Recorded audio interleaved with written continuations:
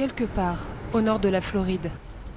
Elle souhaite garder son adresse secrète, préserver une intimité volée il y a des années, lorsqu'elle n'était qu'une enfant, mariée de force. C'est le certificat de mariage où est inscrit mon âge. 11 ans. Personne ne m'a porté secours, ni les médecins, ni mon école, ni l'État de Floride. C'est pourquoi je parle aujourd'hui, parce que je ne veux pas qu'un autre enfant subisse cela. En 1972, Cherry Johnson est victime d'un viol. Pour taire le scandale, sa famille l'oblige à épouser son agresseur. C'est moi et mon ex-mari. Il avait 20 ans. Cherry attendra sa majorité pour s'enfuir. Elle aura 6 enfants avec cet homme. Jusqu'à vos 18 ans, vous n'avez pas le droit à un avocat.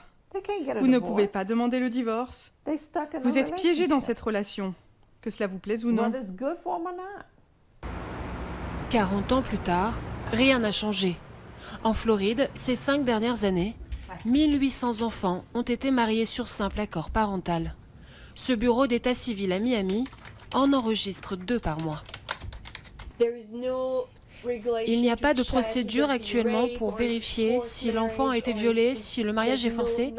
Il n'y a rien de mis en place. Nous, on transmet le dossier au juge et c'est au juge de décider. C'est à lui ou elle de poser les questions aux mineurs et aux parents sur place.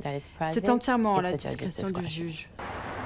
Une loi d'un autre temps pour certains.